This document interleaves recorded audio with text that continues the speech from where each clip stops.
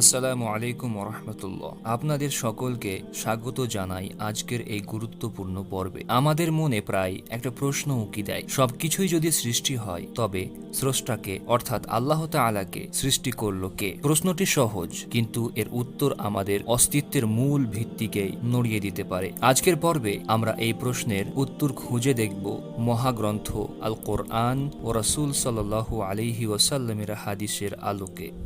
এই প্রশ্নটি কোনো নতুন প্রশ্ন নয়, স্বয়ং আমাদের প্রিয় নবী মুহাম্মদ সাল্লাল্লাহু আলাইহি ওয়াসাল্লাম আমাদের জানিয়ে গেছেন যে এই ধরনের প্রশ্ন শয়তান মানুষের মনে ঢুকিয়ে দেয়। সহিহ বুখারী এবং মুসলিমের একটি হাদিসে এসেছে, রাসূলুল্লাহ সাল্লাল্লাহু আলাইহি ওয়াসাল্লাম বলেছেন, মানুষ ক্রমাগত প্রশ্ন করতেই থাকবে, শেষ পর্যন্ত তারা বলবে আল্লাহ তাআলা সব সৃষ্টি করেছেন, কিন্তু আল্লাহ তাআলাকে কে সৃষ্টি করেছে? অর্থাৎ যখনই আপনার মনে এমন প্রশ্ন আসবে তখনই মনে রাখবেন এটা শয়তানের একটি ওয়াসওয়াসা, একটি কুমন্ত্রণা। এই গভীর প্রশ্নের সবচেয়ে জোরালো জবাবটি লুকিয়ে আছে কোরআনের একটি ছোট্ট সূরার মধ্যে, সূরা আল ইখলাস। এই সূরাটি আল্লাহর মৌলিক পরিচয় তুলে ধরে। আল্লাহ তাআলা বলেন, কুল হুয়াল্লাহু আহাদ, বলুন তিনি আল্লাহ এক ও অদ্বিতীয়। স্রষ্টা একাধিক হতে পারে না। যদি দুজন স্রষ্টা থাকতেন তবে সৃষ্টি জগতে বিশৃঙ্খলা দেখা দিত। আল্লাহুস সামাদ, আল্লাহ তাআলা অমুখাপেক্ষী, তিনি কারো উপর নির্ভরশীল নন। সৃষ্টির কোনো কিছুর প্রয়োজন তার নেই। যার কোনো কিছুর প্রয়োজন নেই তার কোনো স্রষ্টারও প্রয়োজন নেই। লাম ইয়ালিদ ওয়ালাম ইউলাদ, তিনি কাউকে জন্ম দেননি এবং তাকেও জন্ম দেওয়া হয়নি। এটি আমাদের প্রশ্নের চূড়ান্ত জবাব। আল্লাহকে জন্ম দেওয়া হয়নি অর্থাৎ তিনি সৃষ্ট নন। সৃষ্টির প্রথম ও মৌলিক বৈশিষ্ট্য হলো এর একটি শুরু থাকে, এর সৃষ্টিকর্তা থাকে। কিন্তু আল্লাহ তাআলা হলেন আল আউয়াল, প্রথম, যার কোনো শুরু নেই, এবং আল আখির, শেষ, যার কোনো শেষ নেই। ওয়ালাম ইয়াকুল্লাহু কুফুওয়ান আহাদ, তার সমতুল্য কেউ নেই। অর্থাৎ স্রষ্টার সঙ্গে সৃষ্টির কোনো তুলনা চলে না। সৃষ্টিকুলের জন্য সৃষ্টিকর্তা থাকার যে নিয়ম তা স্রষ্টার জন্য প্রযোজ্য নয়।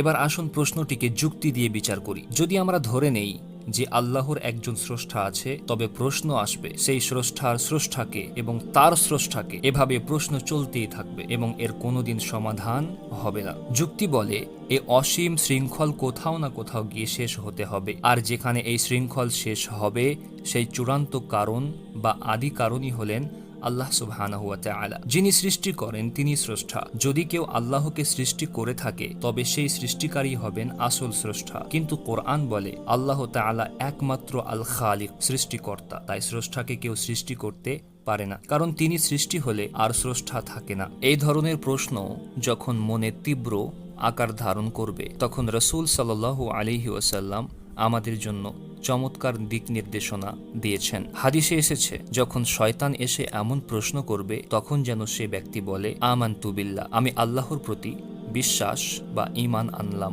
এবং সে যেন এ ধরনের চিন্তা থেকে বিরত থাকে। অন্য একটি বর্ণনায় এসেছে, যখন এই প্রশ্নটি মনে আসবে তখন যেন সূরা আল ইখলাস পাঠ করা হয়, কেননা এই সূরার মাধ্যমেই আল্লাহ তাআলা তার অনাদি অনন্ত ও অমুখাপেক্ষিতার ঘোষণা দিয়েছেন। রাসূল সাল্লাল্লাহু আলাইহি ওয়াসাল্লাম আল্লাহর একটি দোয়া আমাদের শিখিয়েছেন, যেখানে তিনি বলেছেন, হে আল্লাহ, তুমি আউয়াল, প্রথম, তোমার পূর্বে কিছু ছিল না, আর তুমি আখির, শেষ, তোমার পরে কিছু থাকবে না। সুতরাং সংক্ষেপে উত্তর হলো, স্রষ্টা আল্লাহ তাআলা সৃষ্ট নন। তিনি হলেন সেই অনাদি অনন্ত আদি কারণ, যিনি সকল সৃষ্টির ঊর্ধ্বে। আমাদের সীমিত জ্ঞান এবং সময়ের ধারণা দিয়ে অসীম স্রষ্টাকে পরিমাপ করা সম্ভব নয়। তার পরিচয় আমাদের দিয়েছেন শুধুমাত্র তার কালামে অর্থাৎ কোরআনে। আশা করি এই আলোচনাটি আপনাদের মনের সন্দেহ দূর করতে সাহায্য করেছে। আল্লাহ তাআলা আমাদের সকলকে শয়তানের কুমন্ত্রণা থেকে রক্ষা করুন এবং তার প্রতি আমাদের